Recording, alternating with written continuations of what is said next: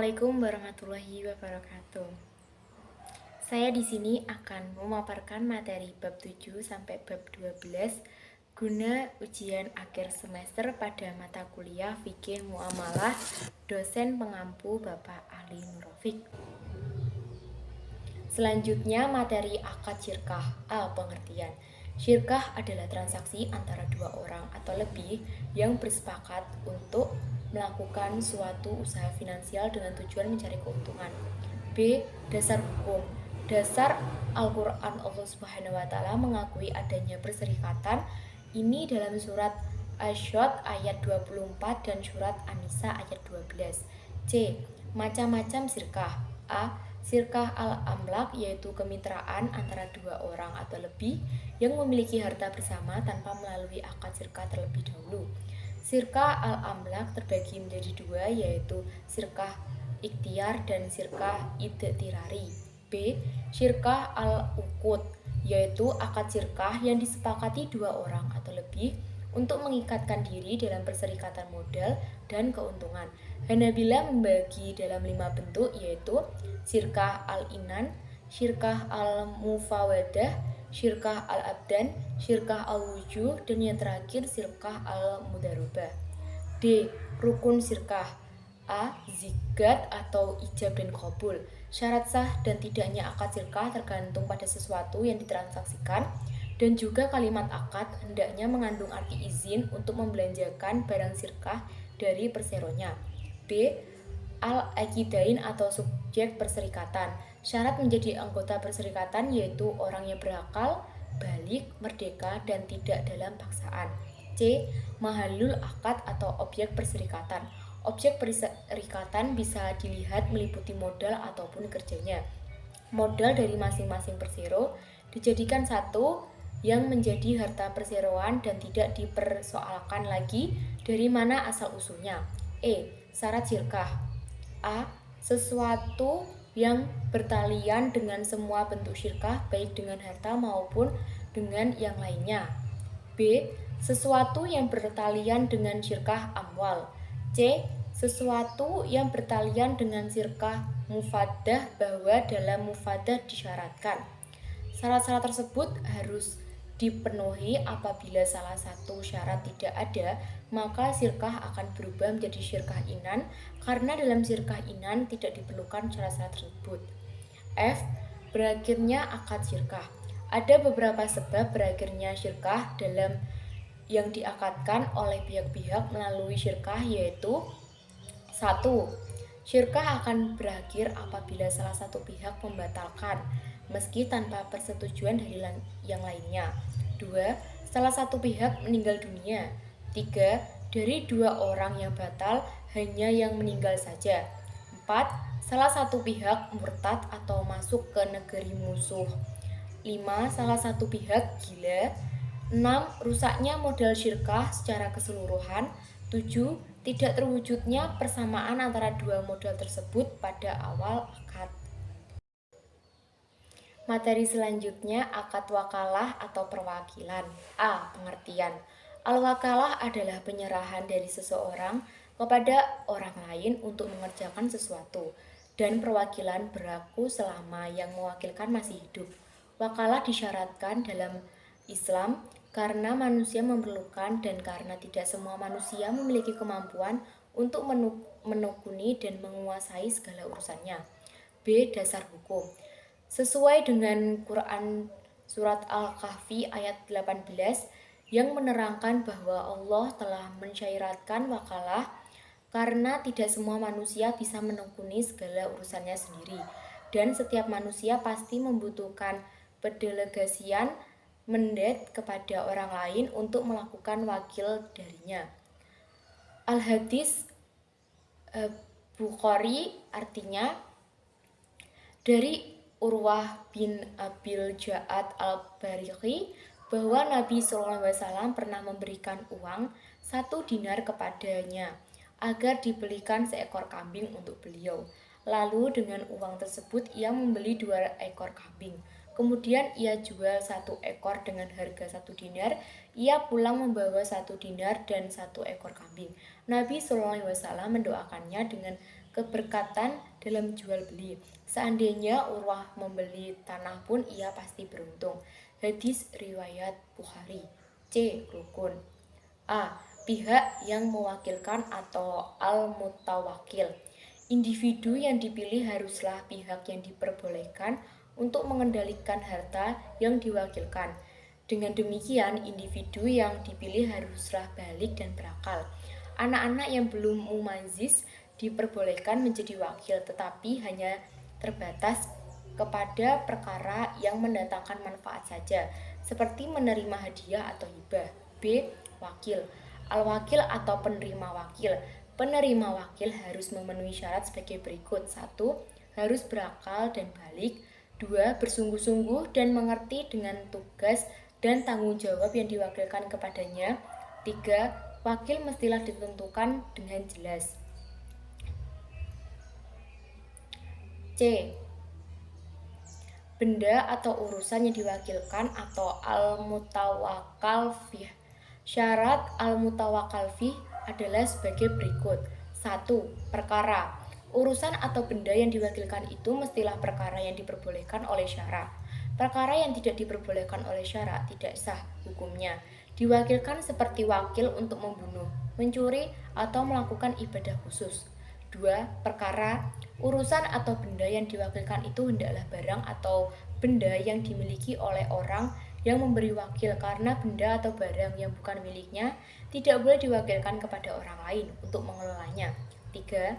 Perkara atau urusan atau benda yang diwakilkan itu hendaklah benda atau barang yang diketahui sehingga terhindar dari ketidakpastian dan penipuan.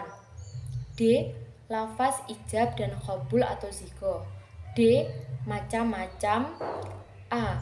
Al-wakalah al-mutalaqah. Mewakilkan secara keseluruhan urusan tanpa dibatasi oleh waktu atau sering disebut dengan kuasa luas. Hal ini biasanya digunakan untuk mewakilkan segala kebutuhan pemberi kuasa dan biasanya hanya untuk perbuatan pengurusan. B.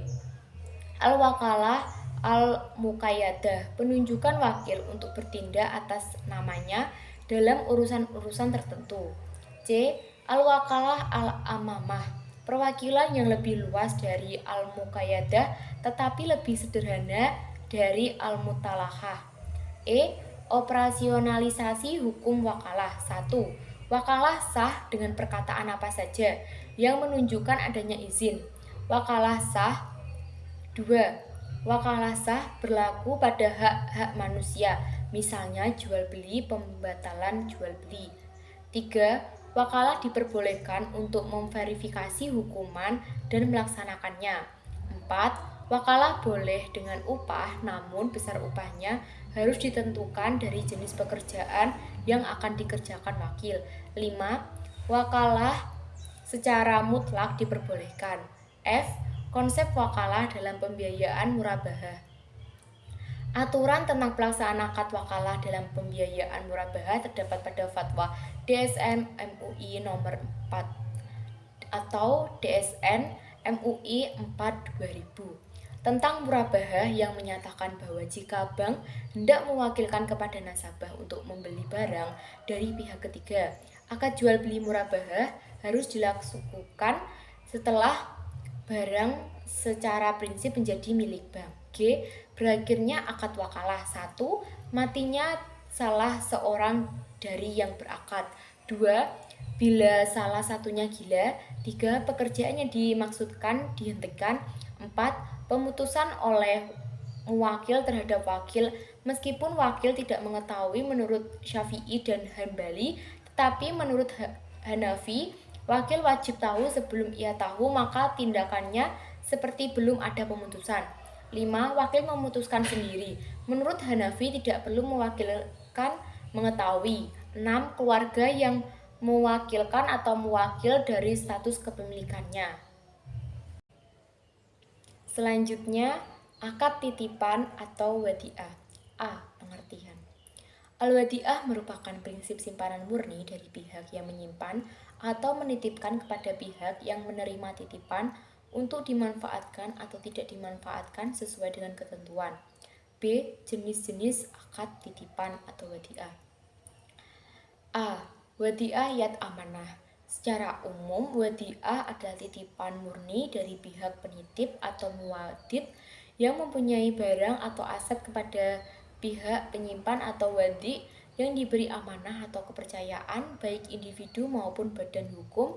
Tempat barang yang dititipkan harus dijaga dari kerusakan, kerugian, keamanan, dan keutuhan, dan dikembalikannya kapan saja ketika penyimpan menghendaki. B. Wadiah yat domama. Berbeda dengan wadiah yat amanah yang tidak boleh digunakan dan dimanfaatkan penerima titipan. Wadiah yat domama diperbolehkan menggunakan dan memanfaatkan barang yang dititipi dengan ketentuan penerima titipan harus menjaga agar barang titipan tidak hilang atau rusak. Jika setelah menggunakan barang titipan itu si penyimpan mendapat keuntungan, maka seluruh keuntungan tersebut menjadi miliknya. C. Rukun. Rukun dari akad titipan wadiah yat amanah maupun yat domamah yang harus dipenuhi dalam transaksi ada beberapa hal sebagai berikut. 1. Pelaku akad, yaitu penitip atau mudi atau muwadi, dan penyimpan atau penerima titipan atau muda atau wadi atau mustauda. 2. Objek akad, yaitu barang yang dititipkan. 3. Zigah atau ijab dan qabul. D. Syarat. Syarat dari akad titipan wadiah. 1. Orang yang menitipkan syaratnya balik, berakal, dapat dipercaya, dan syarat-syarat lain yang berkaitan dengan kesepakatan bersama. 2. Orang yang menerima titipan syaratnya balik, berakal, dapat dipercaya, dan syarat-syarat yang berkaitan dengan kesepakatan bersama. 3. Barang yang dititipkan adalah barang atau benda, yaitu merupakan sesuatu yang berwujud, dimiliki oleh orang yang menitipkan, dan dapat diserahkan ketika perjanjian berlangsung. 4. Ijab dan qabul wadiah dipengerti oleh kedua belah pihak. Ijab merupakan ucapan dari penitip dan qabul merupakan ucapan dari penerima titipan. E. Yang membatalkan akad wadiah. 1. Meninggalnya orang yang menitipkan barang atau orang yang dititipi. 2. Apabila salah satu pihak hilang akal. 3. Apabila terjadi pemindah kepemilikan barang. 4. Adanya pengembalian barang dari orang yang dititipkan baik sesuai permintaan atau tidak. 5. Terjadi hasyur atau kehilangan kompetensi penitip ataupun yang dititipi mengalami kebangkrutan. F. Berakhirnya akad wadiah. 1. Barang titipan diambil atau dikembalikan kepada pemiliknya. 2. Kematian orang yang menitipkan atau orang yang dititipi barang titipan. 3. Gilanya atau tidak sadarnya salah satu pihak pelaku akad. 4. Orang yang dititipi dilarang membelanjakan harta atau mahjur karena kedunguan, atau orang yang dititipi dilarang membelanjakan harta karena bangkrut. 5. Berpindahnya kepemilikan benda yang dititipkan kepada orang lain. G. Hikmah. Hikmah akad-akad wadiah dalam ekonomi Islam adalah 1. Muncul pertanggungjawaban moral dan material. 2. Timbulnya rasa ketentraman dan kepuasan. 3. Terhindarnya perselisihan. 4. Terhindar dari kepemilikan harta secara sah. 5. Status kepemilikan terhadap harta menjadi jelas, dan lain-lain. Materi selanjutnya yaitu akad gadai atau rahan. A. Pengertian. Secara terminologi, rahan adalah menahan salah satu harta milik si peminjam sebagai jaminan atas pinjaman yang diterimanya, dan barang tersebut memiliki nilai ekonomis. B. Dasar hukum.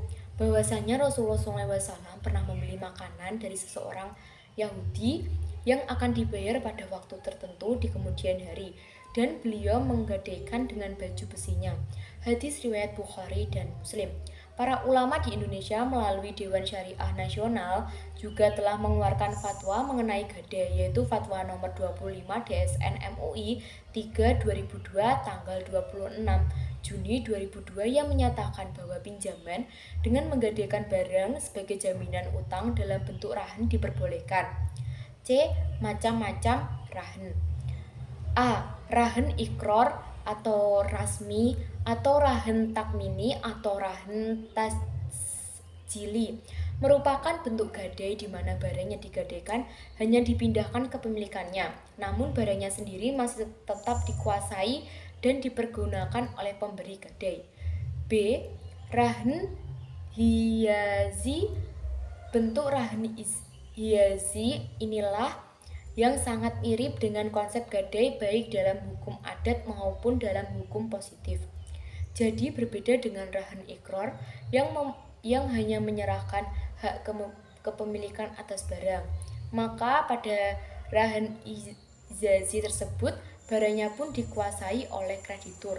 D. Rukun. 1. Orang yang menggadaikan atau rahin. 2. Barang yang digadaikan atau marhun. 3. Orang yang menerima gadai atau murtahin. 4. Utang atau harga. 5. Perjanjian atau akad. Syarat. 1. Berakal. 2. Balik. 3. Keberadaan barang yang digadaikan saat akad meskipun merupakan barang milik persekutuan. 4. Diterimanya barang oleh penggadai atau wakilnya. F. Yang membatalkan pada akad rahn. 1. Barang telah diserahkan kembali kepada pemiliknya. 2. Rahin membayar hutangnya. 3. Dijualnya dengan perintah hakim atau perintah rahin. 4. Pembebasan hutang dengan cara apapun meskipun tidak ada persetujuan dari pihak rahin. Materi selanjutnya akad pinjam-meminjam atau al-ariyah. A. Pengertian. Pinjam-meminjam adalah akad atau perjanjian yang berupa pemberian manfaat dari suatu benda yang halal dari seseorang kepada orang lain tanpa adanya imbalan dengan tidak mengurangi atau merubah barang tersebut dan nantinya akan dikembalikan lagi setelah diambil manfaatnya. B. Dasar hukum. Pinjam-meminjam atau ariyah merupakan perbuatan qurbah atau pendekatan diri kepada Allah dan dianjurkan berdasarkan Al-Quran dan Sunnah. Dalil dari Al-Quran dalam surat Al-Ma'idah ayat 2 yang berbunyi, dan tolong menolonglah kamu dalam mengerjakan kebijakan dan takwa, dan jangan tolong menolong dalam perbuatan dosa dan pelanggaran, serta bertakwalah kamu kepada Allah Subhanahu wa Ta'ala. Sesungguhnya Allah Maha berat siksanya. Dan dari hadis yang berbunyi, siapa yang meminjam harta manusia dengan kehendak membayarnya, maka Allah akan membayarnya. Barang siapa yang meminjam hendak melenyapkannya, maka Allah akan melenyapkan hartanya. Hadis riwayat Bukhari. C. Macam-macam dari akad pinjam-meminjam atau al-ariyah. 1. Al-ariyah mutlak. Al-ariyah mutlak yaitu bentuk pinjam-meminjam barang yang dalam akad atau transaksi tidak dijelaskan persyaratan apapun seperti apakah pemanfaatnya hanya untuk peminjam saja atau diperbolehkan oleh orang lain atau tidak dijelaskan cara penggunaannya. 2. Al-ariyah muqayyad. Al-ariyah muqayyad adalah meminjamkan sesuatu barang yang dibatasi dari segi waktu dan kemanfaatannya, baik disyaratkan pada keduanya maupun salah satunya. D. Rukun. 1. Mu'ir atau orang yang memberikan pinjaman. 2. Musta'ir atau orang yang mendapatkan pinjaman. 3. Mu'ar atau barang yang dipinjamkan. Syarat. A. Untuk musta'ir. 1. Tidak meminjam kecuali dalam kondisi darurat. 2. Berniat melunasinya. 3. Berusaha untuk meminjam kepada orang yang soleh. 4. Meminjam sesuai dengan kebutuhan. 5. Lunasi tepat waktu dan jangan menundanya. 6. Membayar dengan cara yang baik. B. Untuk mu'ir. 1. Niat yang benar dalam memberi pinjaman. 2. Bersikap baik dan dalam menagih pinjaman. 3. Memberi tenggang waktu jika yang meminjam belum mampu membayar pada waktunya. 4. Menghapus pinjaman bagi yang tidak mampu mengembalikannya. F. Hikmah. A. Bagi peminjam. 1. Dapat memenuhi kebutuhan seseorang terhadap manfaat sesuatu yang belum dimilikinya. 2. Adanya kepercayaan terhadap dirinya untuk dapat memanfaatkan sesuatu yang ia sendiri tidak dimilikinya. B. Bagi yang memberi pinjaman. 1. Sebagai manifestasi rasa syukur kepada Allah Subhanahu wa Ta'ala atas nikmat Allah yang telah dianugerahkan kepadanya. 2. Allah Subhanahu wa Ta'ala akan menambahkan nikmat kepada orang yang syukur. 3. Membantu orang yang membutuhkan. 4. Meringankan penderitaan dari orang lain. 5. Disenangi sesama serta di akhirat terhindar dari ancaman Allah Subhanahu wa taala yang tertuang dalam surat Al-Maun ayat 4-7. Selanjutnya pada materi terakhir yaitu barang temuan atau al-lutatah. Pengertian. Barang temuan dalam bahasa Arab disebut al-luqatah yang dimiliki arti sesuatu barang yang hilang dari pemiliknya lalu ditemukan dan diambil oleh orang lain. B. Hukum mengambil barang temuan.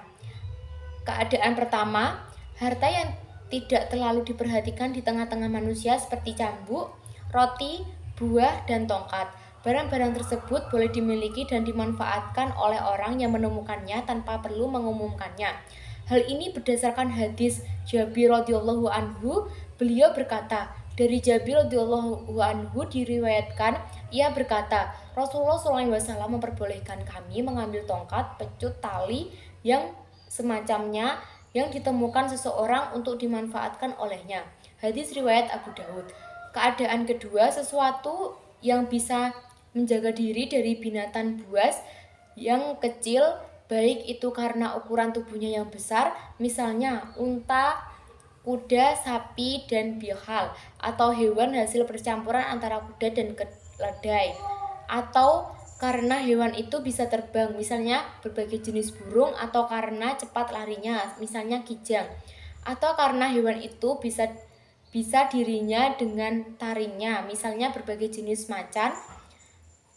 Maka barang temuan dengan jenis seperti ini haram untuk diambil, walaupun dengan tujuan untuk diumumkan.